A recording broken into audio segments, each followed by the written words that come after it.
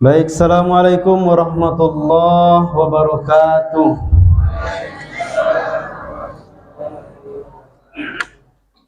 Alhamdulillahilladzi anzala as-sakinata fi qulubil mu'minin liyazdadu imanan ma'a imanihim. Ashhadu an la ilaha illallah wa ashhadu anna Muhammadan abduhu wa rasuluh. La nabiyya ba'da amma ba'du. Faqala Allah Ta'ala fil Qur'anil Karim, na'udzu billahi minasy syaithanir rajim. Bismillahirrahmanirrahim. Innama yaftaril kadhiba alladzina la yu'minuna biayatillah wa ulaika humul kadzibun. Shadaqallahul azim. Surah An-Nahl ayat 105. Pertama, kita bersyukur kepada Allah Subhanahu wa taala pada malam yang berbahagia ini. Alhamdulillah, Allah Subhanahu wa taala masih memberikan nikmat kepada kita bersama. Yang teristimewa pada malam hari ini adalah nikmat kesehatan dan nikmat kesempatan. Sehingga dengan dua nikmat ini kita bisa melaksanakan ibadah Ramadan, mulai dari bangun di pagi hari tadi, kemudian siangnya kita berpuasa, dan malamnya kita melaksanakan qiyam Ramadan. Mudah-mudahan rutinitas ibadah yang kita laksanakan diterima oleh Allah Subhanahu wa taala dan dibalas dengan balasan yang berlipat ganda hendaknya. Amin. Amin ya rabbal alamin. Selawat dan salam turun untuk Nabi Allah, Nabi yang masyhur, Nabi Muhammad sallallahu alaihi wasallam, yang telah membawa umat manusia dari alam jahiliyah menuju alam Islamiyah seperti yang kita rasakan pada malam yang berbahagia ini. Yang terhormat Bapak Koordinator Kompleks Perumahan Gria Arjuna Asri, kemudian yang sama-sama kami hormati Bapak Ibu pengurus Musholah Baitul Jannah beserta jajaran, yang kami hormati bapak-bapak, ibu-ibu, para pemuda-pemudi harapan bangsa, yang insyaallah kita semuanya dimuliakan oleh Allah Subhanahu wa taala. Bapak Ibu yang kami hormati, izinkan kami untuk menyampaikan ceramah Ramadan dengan judul hal-hal kecil yang membatalkan puasa kita. Bapak Ibu yang dirahmati Allah Subhanahu wa taala, bulan Ramadan merupakan bulan panen ibadah, panen pahala bagi orang-orang yang beriman. Kenapa? Karena di dalam bulan Ramadan semua amalan kita, semua ibadah kita dilipat gandakan oleh Allah Subhanahu wa taala. Ibadah sunnah yang kita kerjakan nilainya bisa menjadi seperti ibadah wajib. Bahkan di dalam hadis Bapak Ibu, setiap amalan anak Nabi Adam itu dilipat gandakan oleh Allah Subhanahu wa taala menjadi 10 kali lipat, bahkan sampai 700 kali lipat, itu di luar bulan Ramadan. Apalagi kalau dalam bulan Ramadan Bapak Ibu, tentulah lipatannya lebih tinggi lagi dan hanya Allah yang tahu. Namun Bapak Ibu, meskipun bulan Ramadan itu amalan ibadah kita dilipat gandakan oleh Allah Subhanahu wa taala, Nabi sallallahu alaihi wasallam bersabda, apa kata Nabi? Kam min shaimin laisa lahu min siyamihi illal ju' wal atas. Berapa banyak orang yang berpuasa, kata Nabi, di dalam bulan Ramadan, dia tidak mendapatkan apa-apa dari puasanya, melainkan hanya mendapatkan haus dan lapar saja. Jadi Bapak Ibu, hadis dari Nabi ini bisa menjadi renungan bagi kita semuanya. Bulan Ramadan memang bulan dilipat gandakan amalan kita, tetapi tidak semua orang yang berpuasa yang dilipat gandakan oleh Allah Subhanahu wa taala. Ternyata ada juga orang yang tidak mendapatkan pahala yang banyak, melainkan hanya mendapatkan haus dan lapar saja. Siapa mereka? Kita lihat hadis dari Anas radhiyallahu anhu. Qala Rasulullah sallallahu alaihi wasallam, khamsatu asya'a tuhbitus sauma. Kata Rasulullah sallallahu alaihi wasallam, ada 5 perbuatan yang dapat merusak ibadah puasa seseorang. Al-kadhiba wal ghiba wan namima wal yaminu wal ghamusu wan nadhru bisyahwa. Yang pertama, perbuatan yang dapat merusak ibadah seseorang adalah al-kadhiba. Apa itu al-kadhiba? Bohong, dusta, atau mengatakan sesuatu yang tidak benar. Dia berpuasa tetapi mulutnya sering mengatakan sesuatu yang tidak benar. Sering di dalam hidupnya melakukan bohong, Bapak Ibu.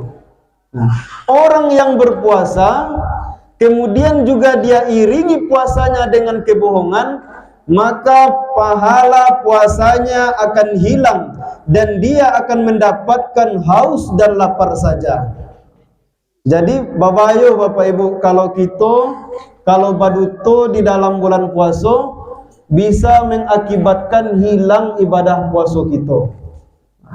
Bahkan di dalam surat An-Nahl Allah Subhanahu wa taala mengatakan, innama yaftaril kadzibal ladzi la yu'minuna bi ayatillah.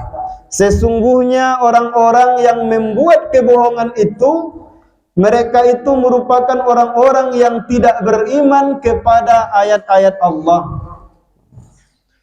Wa ulaika humul kadzibun, dan mereka itulah orang-orang yang pendusta dan pembohong. Bukan hanya itu Bapak Ibu, bahkan juga Rasulullah sallallahu alaihi wasallam mengingatkan kita, innal kadziba yahdi ilal fujur, bahwasanya bohong itu akan menuntun seseorang kepada keburukan. Wa innal fujura yahdi ilan nar, sedangkan keburukan itu akan menuntun seseorang ke dalam api neraka. Jadi ini yang pertama Bapak Ibu, orang yang berdusta, orang yang suka berbohong, itu pahalanya bisa habis sehingga amalan puasanya hanya mendapatkan haus dan lapar saja. Kemudian yang kedua, wal ghibah.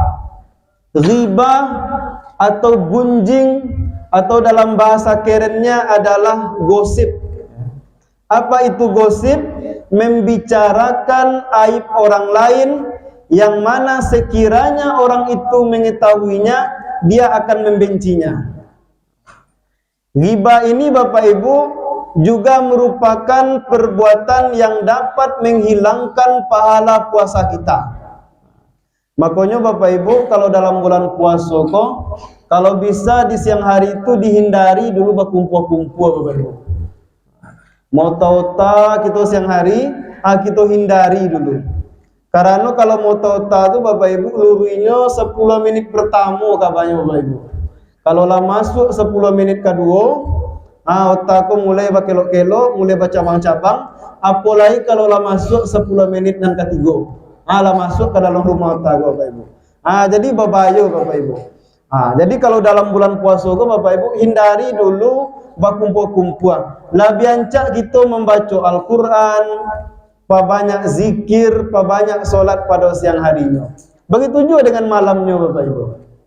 Nah, Kalau dahulu mungkin yang banyak motota menggunjang itu mungkin ibu-ibu. Tapi kalau zaman kini Bapak Ibu, adun tahu lah. Kadang apa-apa kau nanti lebih mana. Tapi tidak apa-apa di siko Bapak Ibu. Apa-apa dan jauh di situ. Kalau di siko elok insyaallah. Nah, jadi intinya Bapak Ibu, di dalam bulan puasa kok kita jago mulut kita hindari yang namanya ghibah.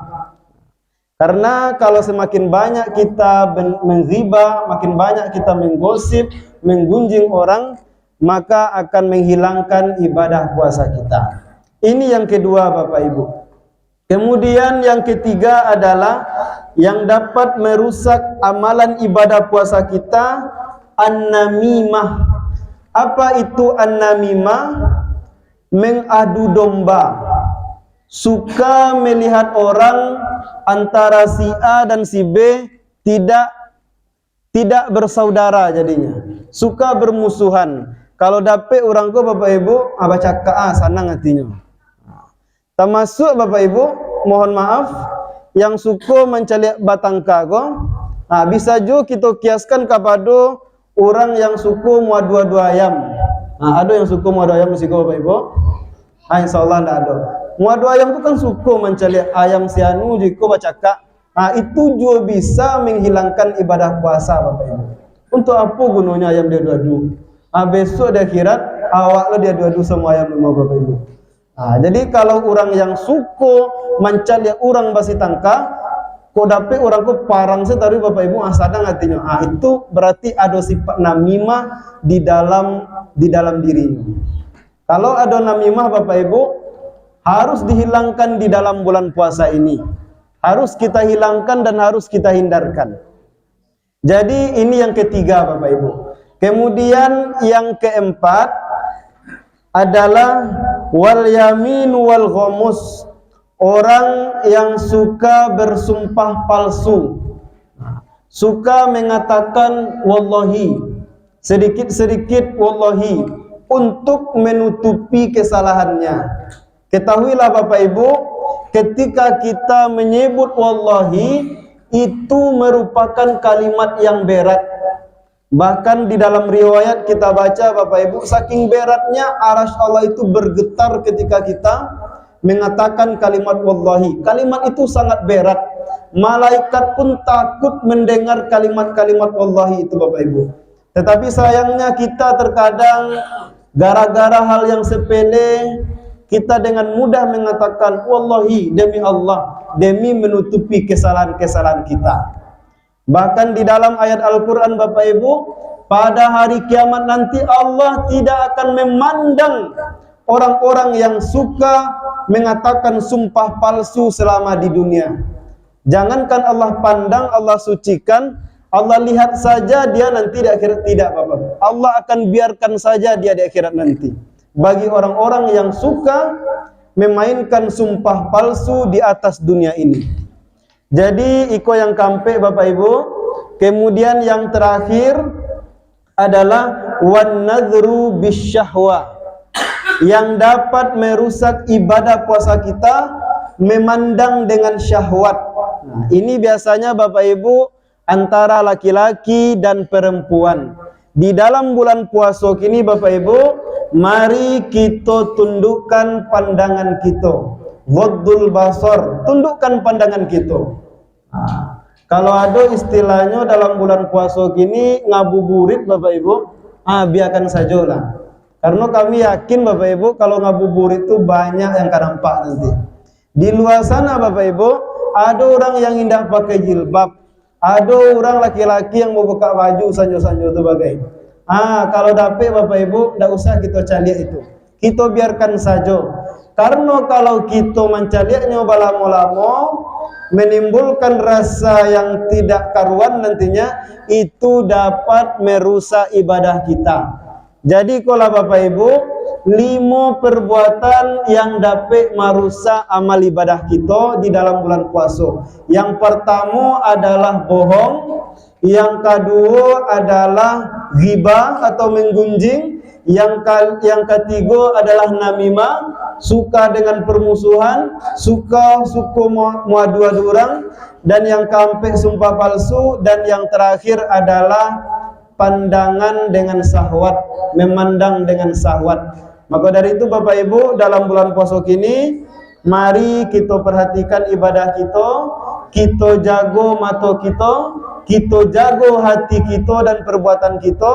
Mudah-mudahan Bapak Ibu di akhir puasa besok keluar kita dari bulan puasa yang mendapatkan pahala yang banyak kita hendaknya Bapak Ibu, serta ampunan Allah Subhanahu wa taala.